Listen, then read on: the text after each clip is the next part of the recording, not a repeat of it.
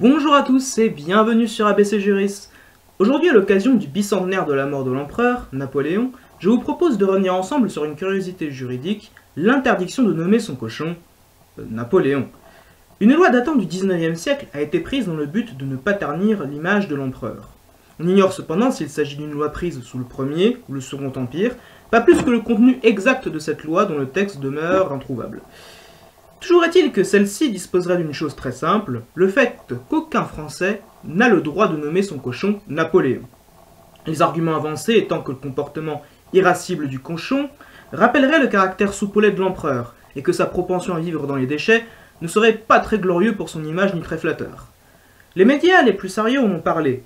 Le Monde, le 7 février 2013, dans un article intitulé sobrement « Au regard de la loi », semble considérer comme acquis qu'il ne faille pas nommer son cochon Napoléon, s'appuyant sur une source inattaquable, un site internet, Social Fuzz, lequel se définit comme un concentré d'infos pour les plus pressés.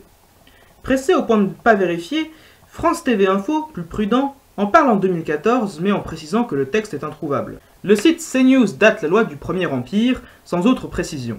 RTL, quant à lui, s'y met aussi le 16 septembre 2015 et date la loi de presque 3 siècles, soit à une époque où Napoléon n'était pas encore né. Mais peu importe, puisque RTL met la loi dans le Code civil, qui date de 1804, et qui ne concerne pas le fonctionnement des exploitations agricoles, et où on ne nomme même pas les cochons. Le journal Ouest France affirme encore, dans un article du 31 juillet 2017, les interdictions les plus absurdes du monde, qu'il est interdit d'appeler son cochon Napoléon. Cette loi remonte au 19e siècle, sans donner plus de précision là encore. L'article continue, les historiens ne datent pas précisément cette interdiction pendant le Premier ou le Second Empire. Des pétitions ont même été lancées pour abolir cette loi. Alors certains d'entre vous doivent déjà un peu renifler l'arnaque et que quelque chose cloche. On ne sait pas d'où vient la loi, quel est son contenu exact, où la trouver. Eh ben, je suis navré de vous l'apprendre, mais cette loi n'existe tout simplement pas. Ouais, moi aussi je suis déçu. Mais alors, d'où vient une telle légende? La légende de l'interdiction de nommer son cochon Napoléon vient d'un veto d'éditeur de Haut Pâté en 1947, puis de Gallimard pour la publication du livre de George Orwell, La ferme des animaux.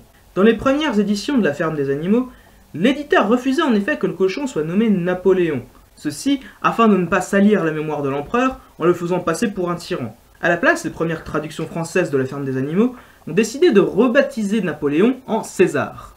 Ce n'est que depuis 1981 que Napoléon est redevenu Napoléon. Donc, en conclusion, vous pouvez parfaitement nommer votre cochon Napoléon et inviter tous vos amis de la maréchaussée chez vous et n'ayez aucune crainte, ils ne vous arrêteront pas.